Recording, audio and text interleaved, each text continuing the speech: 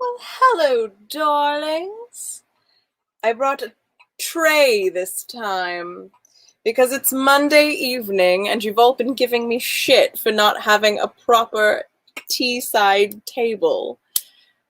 Dear ones, it's good to see you. Hello, Bill. Good evening. I don't know if you were here last week. I don't remember seeing you, but it's good to see you this time. I'm going to turn off the banner that says we're starting soon and change it to this one. Hello, Sally. Hello, Johnny O Twitch. I am wearing my Metatron ring that you sent me. Thank you so much. And as I was just saying, this week I have a tea tray with my favorite little skull of an enemy and a little house with a bird on it. So you could build a little birdhouse in your tea soul. And tonight's tea is from Ceylon, from a town called Kandy, in the beautiful lowlands surrounding the ancient town of Kandy. Kandy? Not sure. It's with a K. Like a stripper name. Low mountain tea with full flavor is exclusively picked manually, suitable for solitary tea drinkers. I happen to be a solitary tea drinker, but you also are as well. Are we really solitary tea drinkers if we're drinking alone together? Well, it's like a Schrodinger's cat situation. This smells so good, you can't really see it, but it's a long leaf, and I picked this up at one of my favorite little tea shops, which I'll tell you all about in a moment. All right, darlings, it's time to get into bed. It's time to pour myself a cuppa.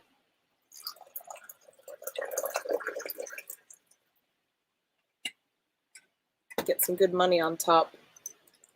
Put on my microphone so maybe you could even hear me.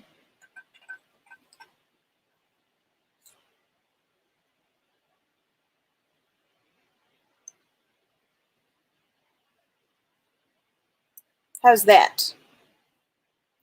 All right. Just gonna... Nope, can't do that. All right. I have two books, if you remember from last week. Space Opera and Creatures of Light and Darkness. Wah, wah, wah, wah, wah, wah, wah. We will get to one, perhaps even both. All right. It's a little warm still, so I'm gonna keep the air conditioner off and not rip the silk and the dress, and gonna be fine. And the tea tray is doing its job, and I'm not showing the underwear to the internet. Not that kind of a channel yet. All right. Nailed it. Hi. Hi. All right, my loves, my dears, my tea drinking peers. I'll turn into Shakespeare if I'm not careful. I'm just gonna arrange my skirts. It is warm in here. I have a fan going, but you know how it is. Darlings. Let's all just have a long sip for a moment. Let's just have a minute. Let's just breathe in. Up through the perineum.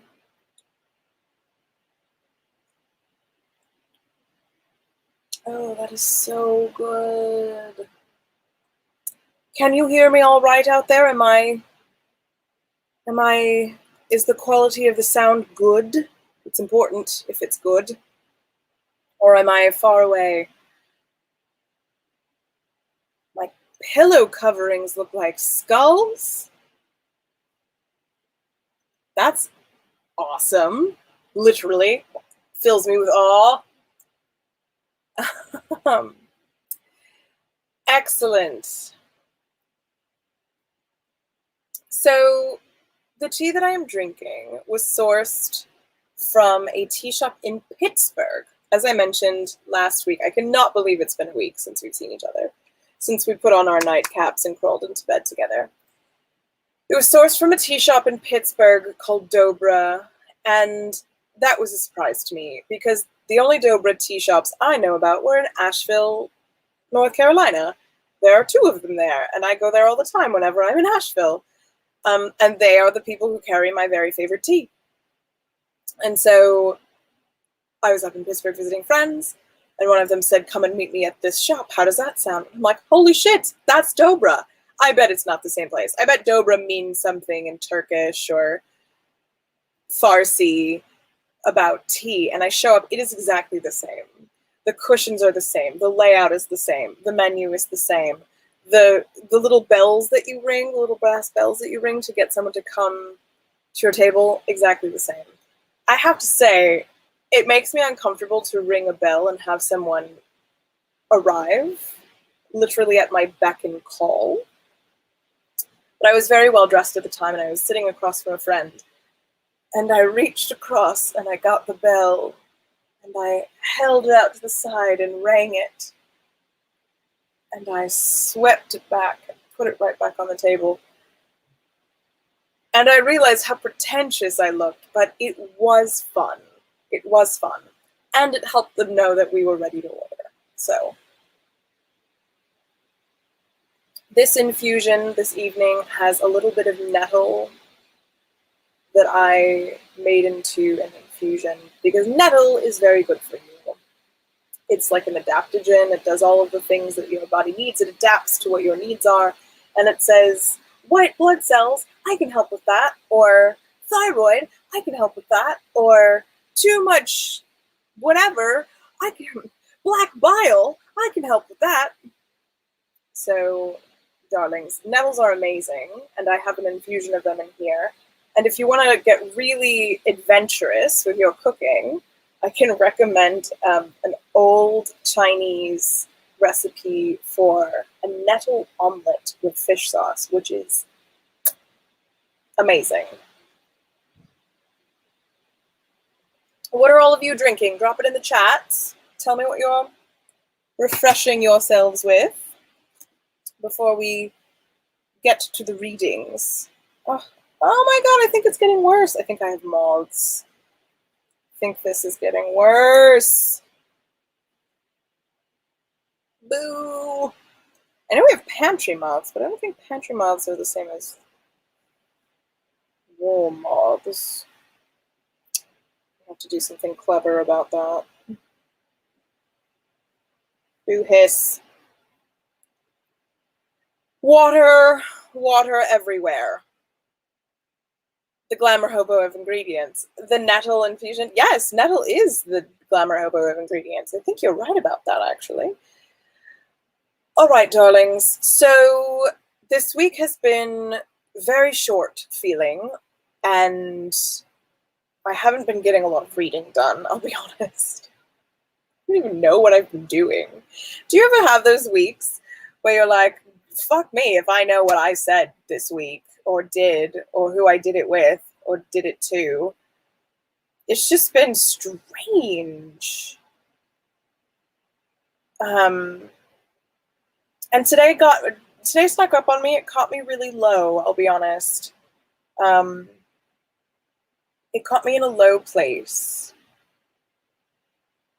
But here I am, by the grace of the snake god and my charming, wonderful, loving, chosen family.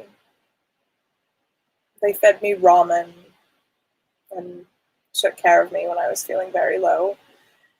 So, blessings upon that. But that's the point, isn't it? Our chosen family, we build our chosen family, we invest in them, we love them. When they are low, we take care of them, and when we are low, they take care of us.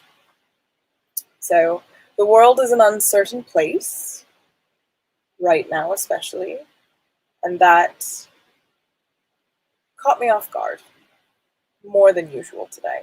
So, if you, darlings, are feeling low and you need a little extra oomph from your strange internet family, Just want you to take a deep breath in. Take a nice sip of whatever you're drinking.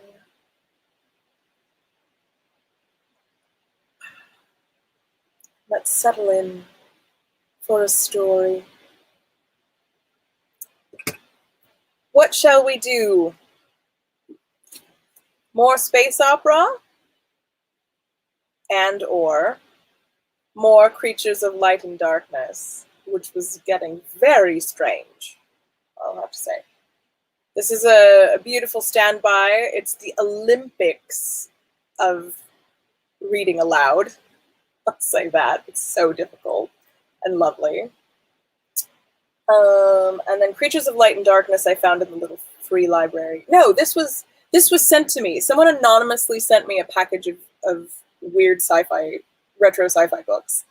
And this was in it. So where are we starting tonight? Drop it in the chat. While I hydrate.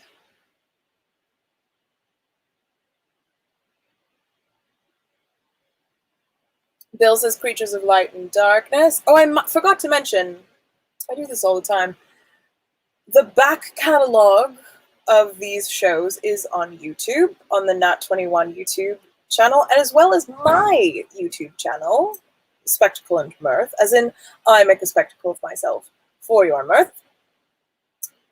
They're all there. I think I have to make last week's still public so you can catch up. Sorry about that.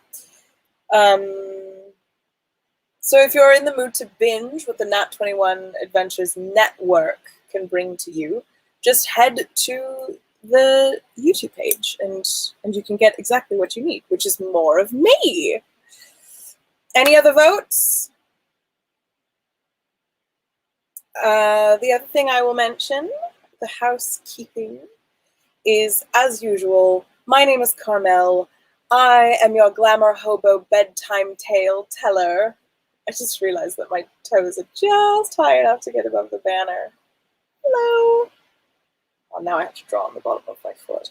I am your Glamour Hobo bedtime tale teller, and I am delighted, pleased, privileged to be here with all of you.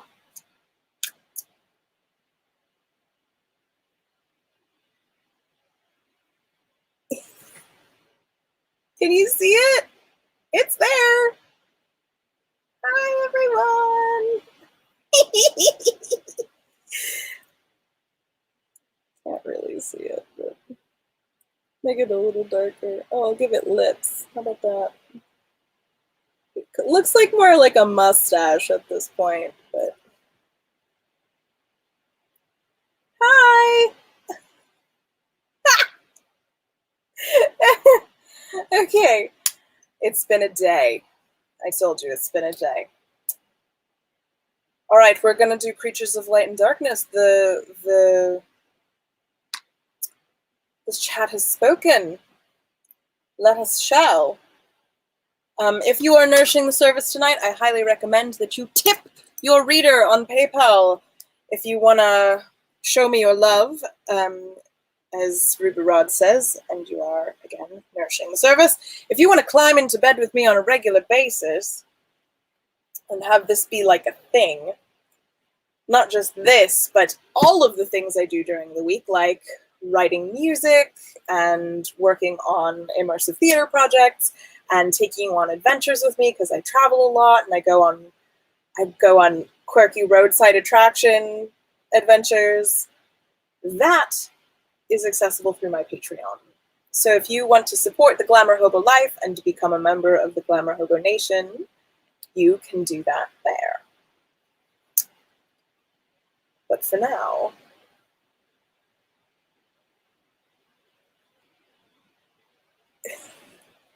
oh, the chat has decided that the person that I've drawn on the bottom of my foot should be a thing. If I had a darker marker around, within reach, if I had just a little table, a bedside table. I'm expecting in the mailbag that someone is going to send me some sort of like horrendous IKEA side table after too much of this shenanigans. I'm constantly needing things that are out of reach. Okay, you can send me things to the mailbag if you're so inclined. I'll throw it up in a minute.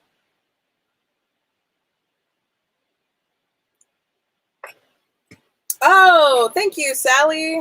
Yeah, I made it for her wedding. I made her a Hathor-esque, which is very fitting considering this is the book that we are reading. Hathor-esque horned moon headdress for her wedding. I was pretty proud of that, actually. You can't even see all the detail that's in it, but it's there. All right, so when last we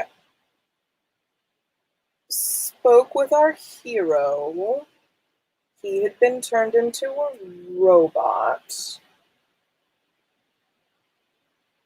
And Anubis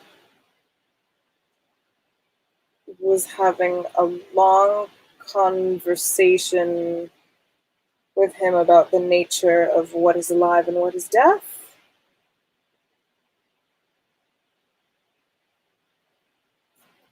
We stopped. I think we stopped here.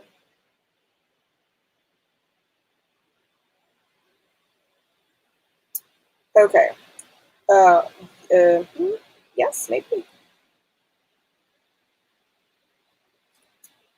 I'm just going to say this is where we're starting.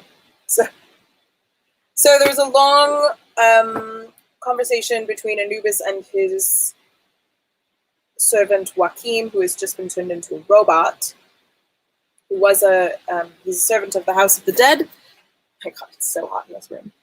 And I'm like scooching into the line of the fan. Maybe you can see it better now.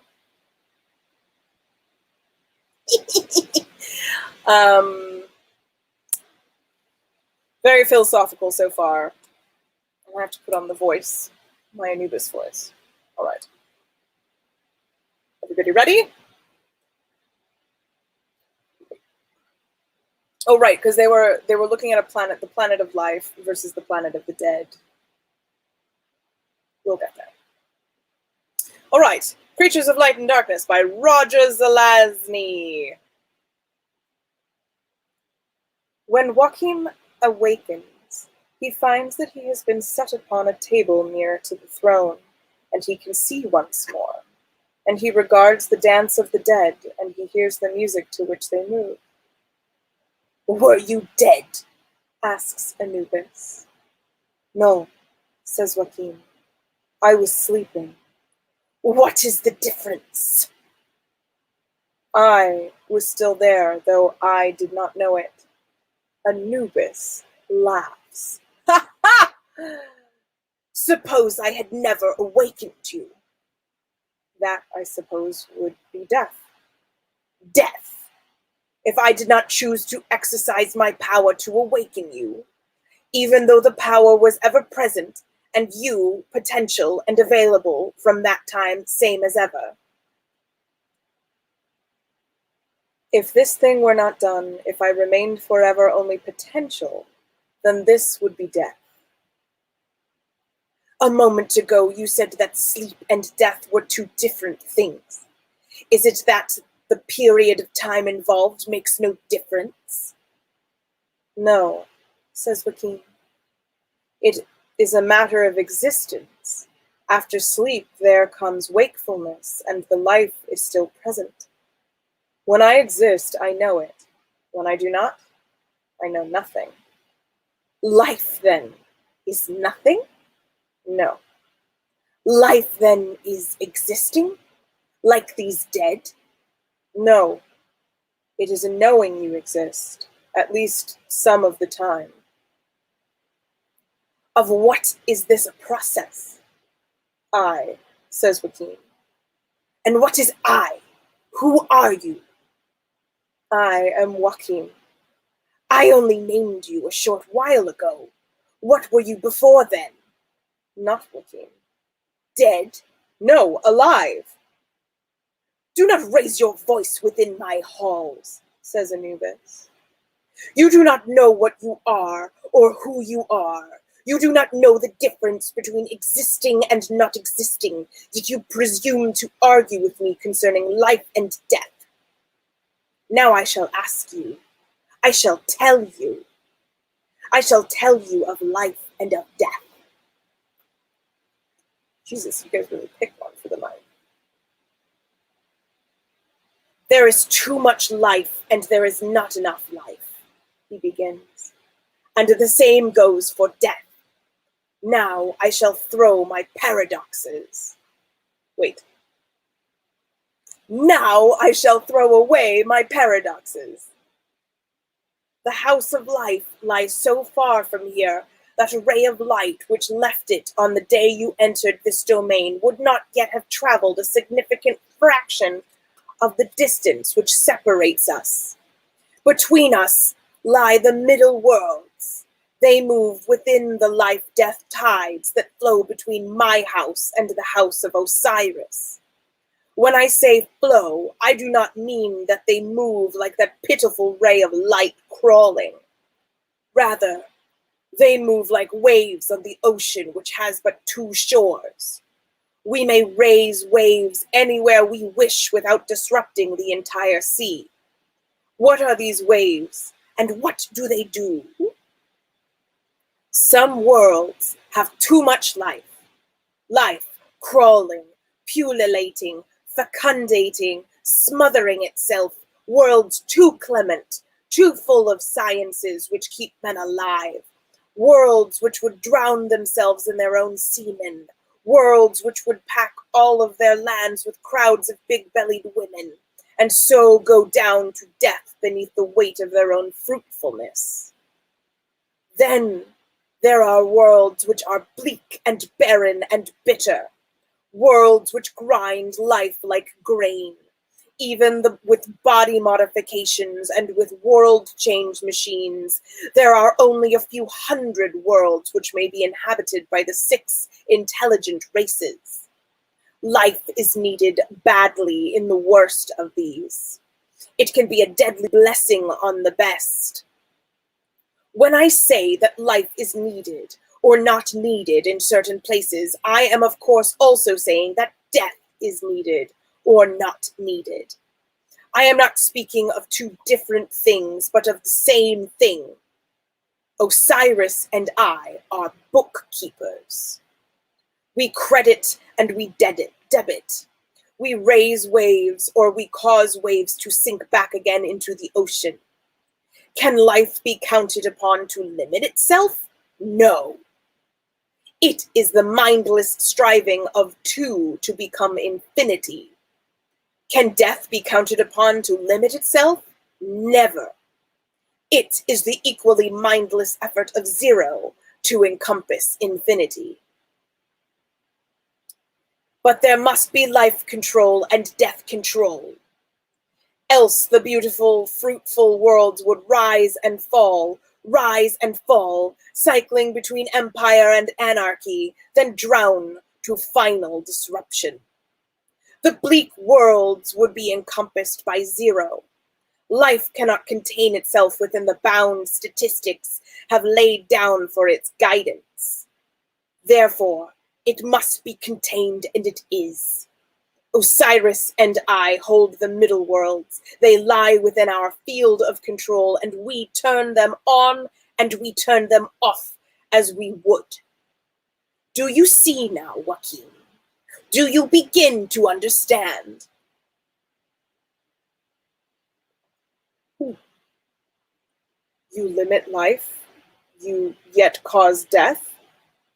You can lay sterility on any or all of the 6 races on any world we choose, for as long a period of time as is necessary.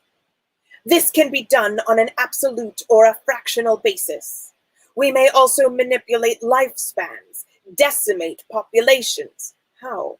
Fire, famine, plague, war. What of the sterile worlds, the dry worlds? What of those? Multiple births can be ensured, and we do not tamper with lifespans. The newly dead are sent to the house of life, not here. They are repaired for their parts used in the construction of new individuals who may or may not host a human mentality. And of the other dead? The house of the dead is the graveyard of the 6 races. There are no lawful cemeteries in the middle worlds. There have been times when the house of life has called upon us for hosts and for parts. There have been other occasions when they have shipped us their excess. It is difficult to understand. It seems brutal. It seems harsh. It is life, and it is death. It is the greatest blessing and the greatest curse in the universe. You do not have to understand it, Joaquin. Your comprehension or your lack of it, your approval or your disapproval, will in no way alter its operation. And whence you come, Anubis, and Osiris, that you control it. There are some things that are not for you to know. And how do the middle worlds accept your control? They live with it, and they die with it. It is above their objections, for it is necessary for their continued existence. It has become a natural law, and it is utterly impartial, applying with equal force to all who come beneath it. There are some who do not. You shall learn more of this when I am ready to tell you, which is not now. I have made you a machine, Joaquin. Now I shall make you a man. Who is to say how you started, where you started? Were I to wipe out your memories up to this moment and then re-embody you, you would recollect that you had begun as metal. Will you do this then? No. I want you equipped with the memories which you now possess, when and if I assign you to your new duties. Then Anubis raises his hands and strikes them together. A machine removes Joaquin from the shelf and switches off his senses, and it lowers him.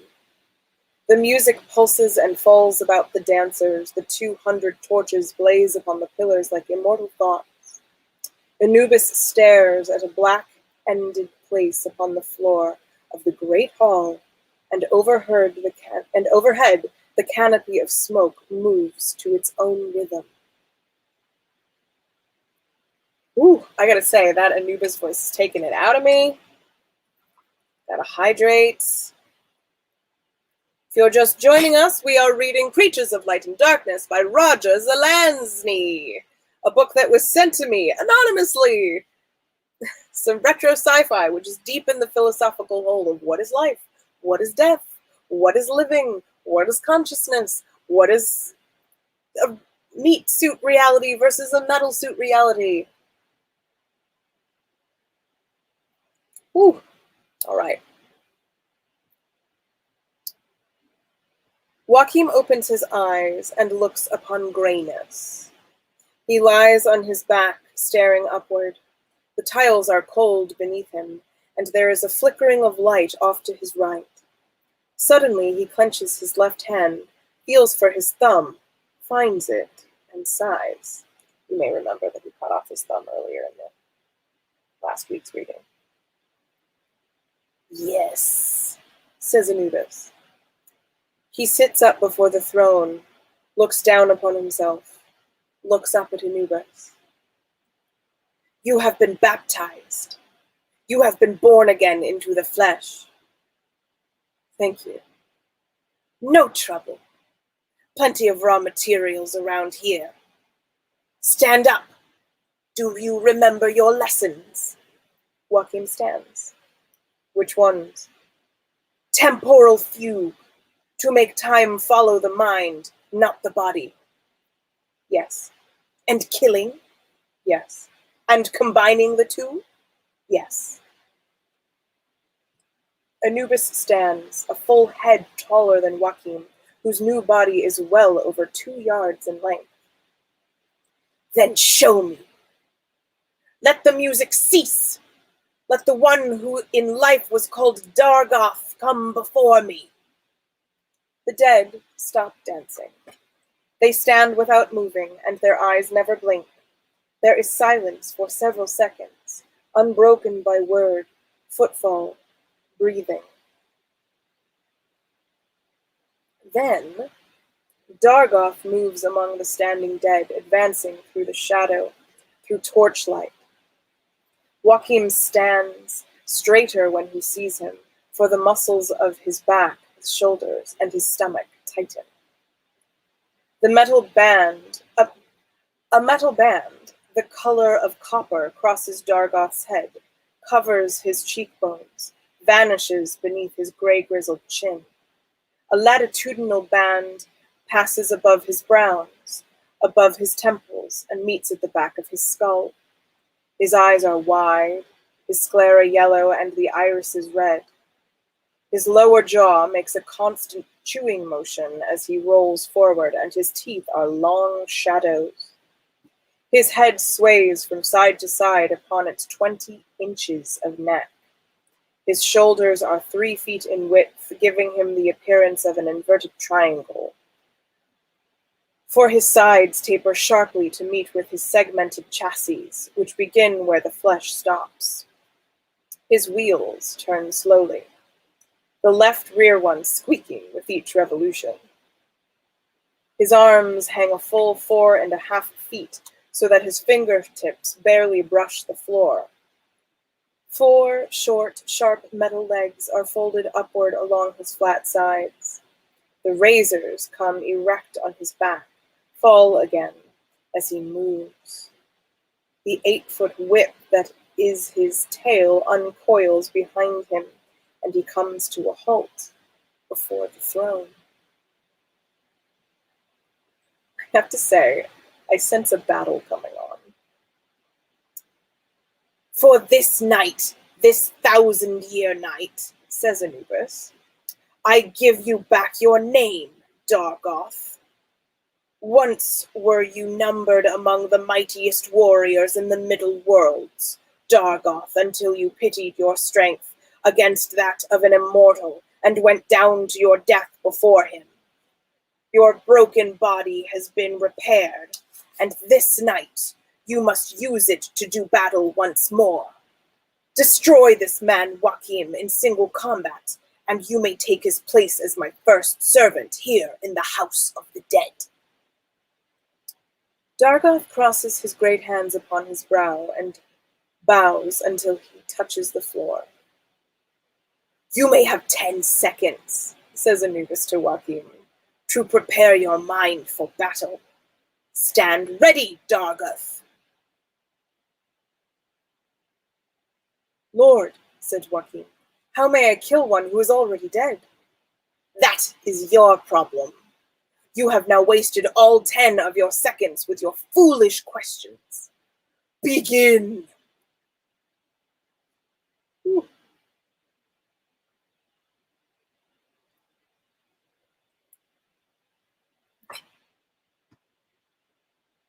Sorry, I just read the pun that Johnny O Twitch just wrote.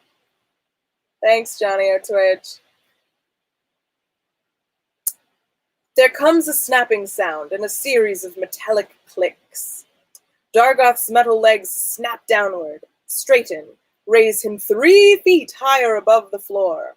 He prances. He raises his arms and flexes them. Wow. Joachim watches, waiting. Dargoth raises onto his hind legs so that now his head is 10 feet above the floor. Then he leaps forward, his arms outstretched, his tail curled, his head extended, fangs bared.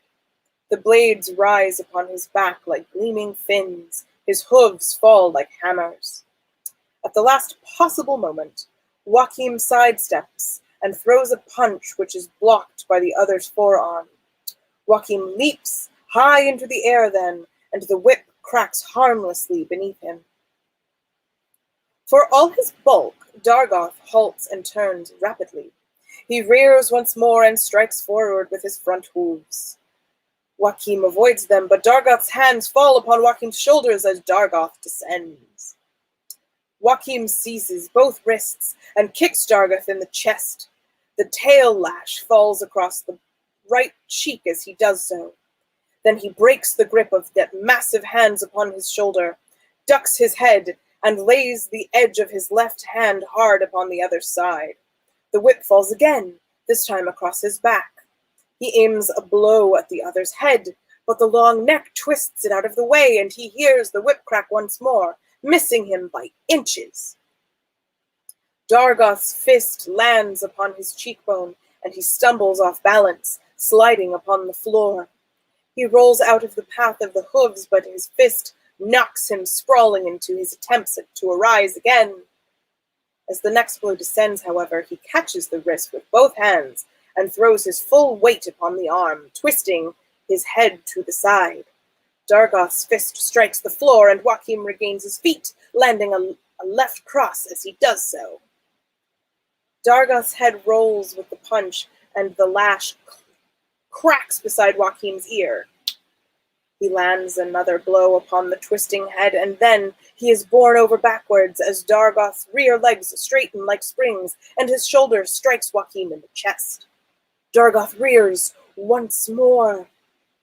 Then, for the first time, he speaks. "Now, Joachim, now! Dargoth becomes first servant of Anubis!" As the hooves flash downward, Joachim catches those metal legs, one in each hand, halfway up their length.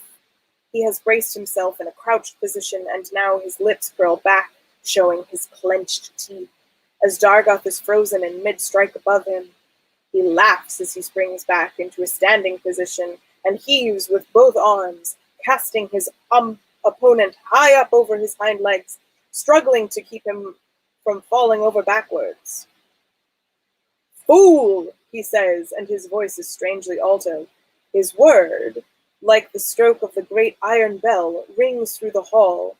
There comes up a soft moaning from among the dead, as when they had been routed out of their graves. "Now, you say? Joachim, you say?" And he laughs as he steps forward beneath the falling hooves. "You know not what you say."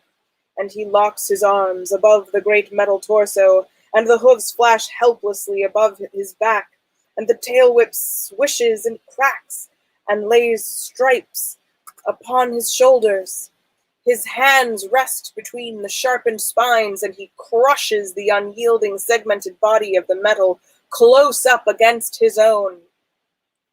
Dargoth's great hands find his neck, but the thumbs cannot reach his throat, and the muscles of Joachim's neck tighten and stand out as he bends his knees and strains. They stand so, frozen for a timeless instant, and the firelight wrestles with shadows upon their bodies. Then, with a gigantic heaving motion, Joachim raises Dargoth above the ground, turns, and hurls him from him. Dargoth's legs kick wildly as he turns in the air.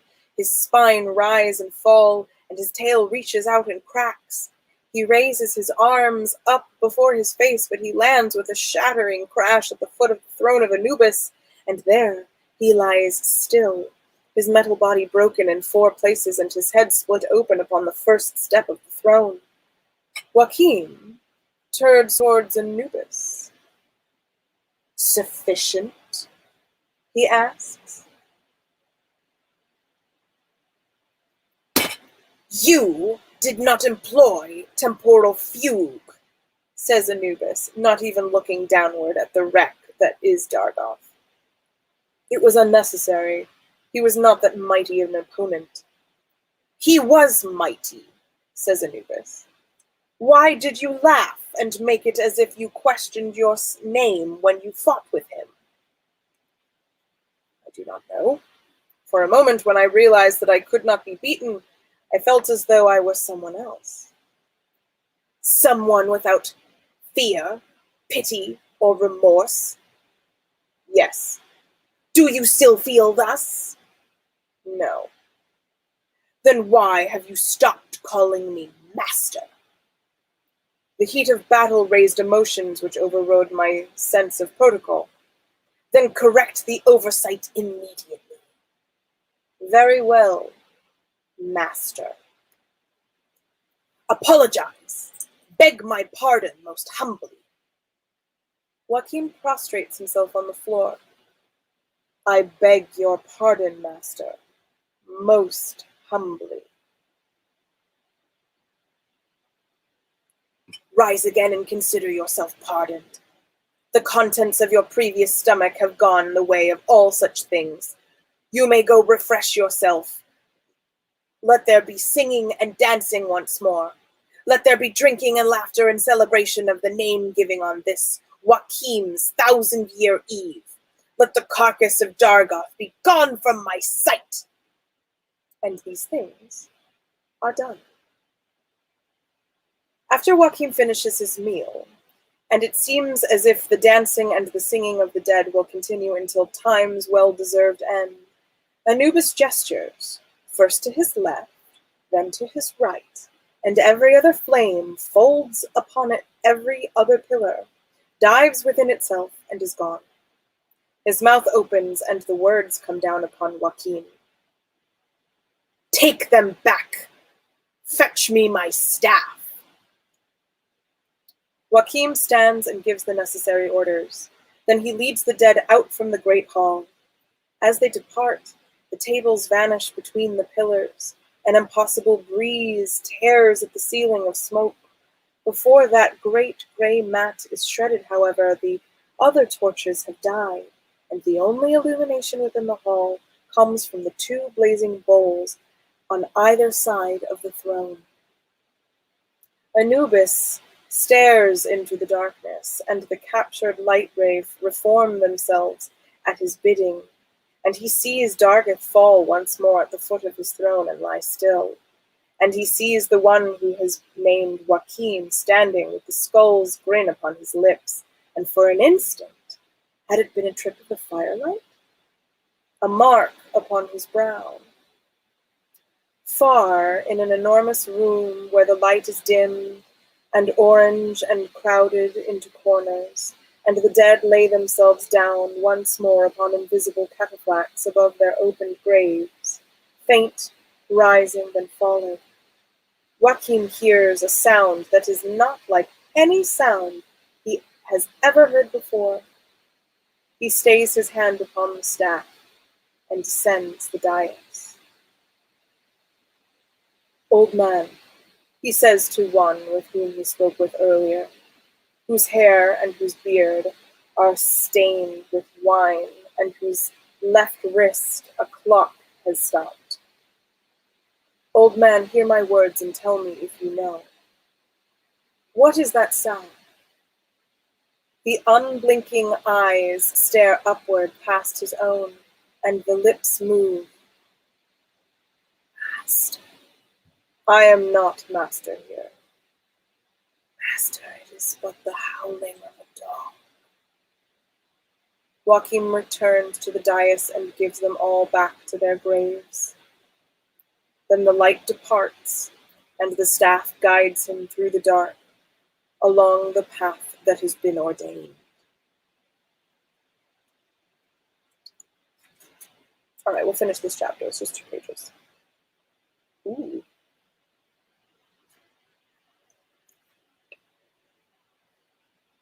I have brought you your staff, master. Arise and approach. The dead are all returned to their proper places. Very good. Joachim, you are my man? Yes, master. To do my bidding and to serve me in all things? Yes, master. This is why you are the emissary of the middle worlds and beyond. I am to depart the house of the dead? Yes.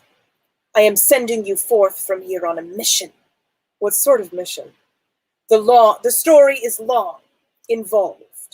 There are many persons in the middle worlds who are very old. You know this? Yes. And there are some who are timeless and deathless. Deathless, Lord?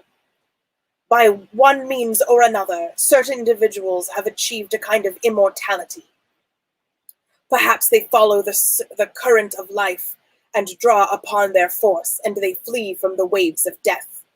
Perhaps they have adjusted their biochemistry, or they keep their bodies in constant repair, or they have many bodies and exchange them, or steal new ones. Perhaps they wear metal bodies, or no bodies at all. Whatever the means involved, you will hear talk of the 300 immortals when you enter the middle worlds. This is only an approximate figure, for few truly know much about them. There are 283 immortals, to be exact. They cheat on life, on death, as you can see, and their very existence upsets the balance, inspires others to strive to emulate their legends, causes others to think them gods. Some are harmless wanderers, others are not. All are powerful and subtle, all adept at continuing their existence. One is especially noxious, and I am sending you to destroy him. Who may he be, Master? He is called the Prince who was 1,000, and he dwells beyond the middle worlds. His kingdom lies beyond the realm of life and death, in a place where it is always twilight. He is difficult to locate, however, for he often departs his own region and trespasses in the middle worlds and elsewhere. I desire that he come to an end, as he has opposed both the house of the dead and the house of life for many days. What does he look like, the prince who was 1,000? Anything he wishes. Where shall I find him? I do not know. You must seek him. How shall I know him? By his deeds, by his words.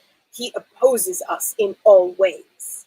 Surely others must oppose you also. Destroy all you come upon who do so. You shall know the prince who was 1,000, however, because he shall be the most difficult of all to destroy. He will come closest to destroying you. Suppose he succeeds. Then I shall take me 1,000 years more to train another emissary to set upon the task. I do not desire his downfall today or tomorrow. It will doubtless take you centuries even to locate him. Time matters little. An age will pass before he becomes a threat to Osiris or myself. You will learn of him as you travel, seeking after him. When you find him, you will know him. Am I mighty enough to work his undoing? I think you are. Am I ready? I am ready. Then I shall set your feet upon the track. I give you the power to summon me, and in times of need to draw force from the fields of life and of death while you are among the middle worlds. This will make you invincible. You will report back to me when you feel you need to. If I feel this need, I will reach out after you. Thank you, Master. You will obey all my sendings instantly. Yes. Go now and rest. After you have slept and eaten again, you will depart and begin your mission. Thank you. This will be your second last sleep within this house, Joaquin. Meditate upon mysteries it contains. I do so constantly. I am one of them. Master, this is part of my name. Never forget it. Master, how could I? That is part 1 of Creatures of Light and Darkness by Roger Zelazny. The next chapter we will do next time. It's called The Waking of the Red Witch. And it begins with the sentence, "The witch of Logia stirs in her sleep and cries out twice." What could she be dreaming about, dear ones? In Creatures of Light and Darkness by Roger Zelazny. Oh my god. Whew. That Anubis voice. It's so warm in here.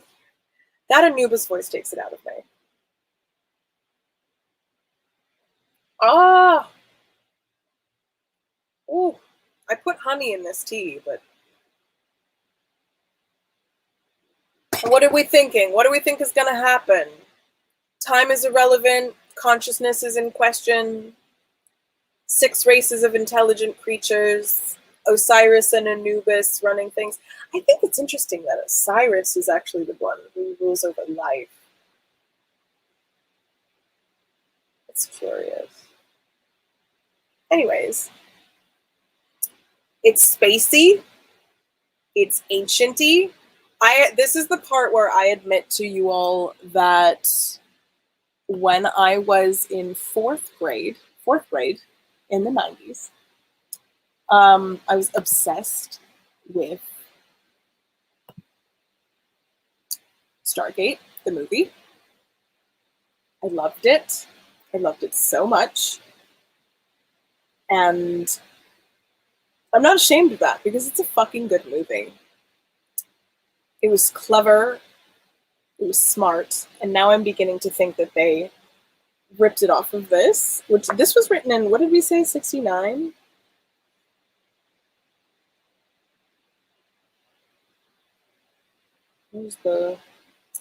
This was published in 1969. Copyright 1969.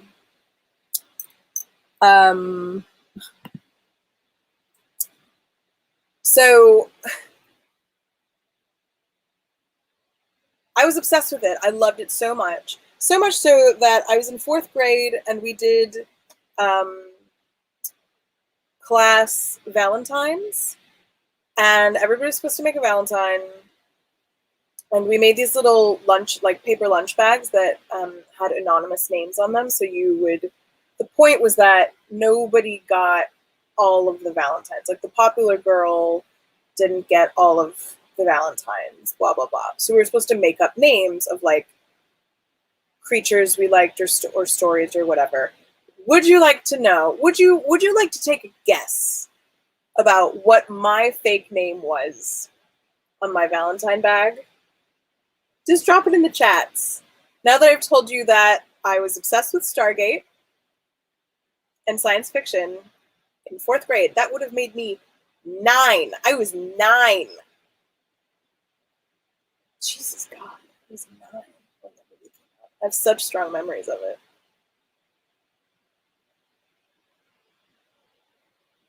Such strong memories of the music. I think I just realized that the music from Stargate is the same music from Willow, which is my very favorite movie of all time.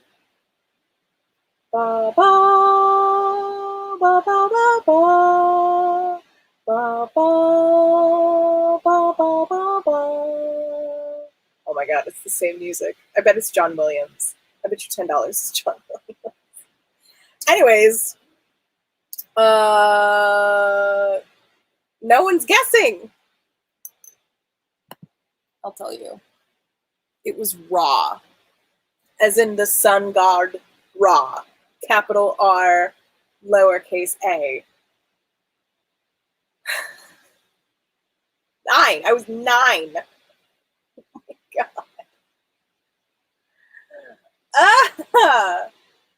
That's the kind of nerd I am. I just, I don't feel very welcome in a lot of nerd circles because I'm not the most. I'm not extra. I don't know all the things. I don't know the stats. I don't actually understand the classes or the characters or the spells in D&D. I'm not a fan with all of the information of any particular property or story or world. Like, I just love, I like being delighted. I like a good story. I love world building and I like those details, and I can just love them without needing to know all about them. more of a concepts girl than the nitty-gritty details of what kind of hyperdrive they're using. So, yeah, my level of nerd is that. I was a 9-year-old who chose the fake name Ra, like the sun god of ancient Egypt, and the sci-fi movie Stargate on my 3rd grade Valentine mailbox.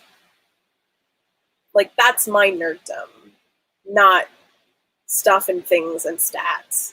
So, deep in my bones, I know what I am, but I just don't feel very welcome in a lot of nerd spaces because I don't know all the things or play all the games or... Yeah, that's the admission for tonight. That's my confession to you for the evening. Darlings, if you've been nourishing the service, I encourage you to tip me. This is my job, and I do love it. I love spending my Monday evenings with you reading retro science fiction and new weird stuff and slash fiction and romance. If you send it to me, I will read it. I cannot promise to read it on the air, but sometimes I do. And drink tea and dress fancy, because why be underdressed when you're going to bed? But also, if you want to send me a present, that is the mailbag address. I'm accepting science fiction books. I'm accepting nightwear, fancy hats, tea. Johnny O Twitch sent me this amazing Metatron's cube ring, which I love. Thank you so much. Bookmarks. It is my pleasure and my privilege to be here with all of you every week, and I hope that you enjoy it as well. So again, I just want to say goodbye from my little big toe man that we drew on earlier. Let's see him. There he is. Hi, everybody. This is going to become a thing. It's totally going to become a thing. But again, you can become a member of the Glamour Hobo Nation on my Patreon, Carmel Clavin. You can find me on Instagram. You can find me on TikTok. I gotta tell you, my TikTok is hilarious. So just find me there. But again, take care of each other. Take care of yourselves. And if you ever need a cup of tea, you know where to find me. Good night, dear ones. Good night.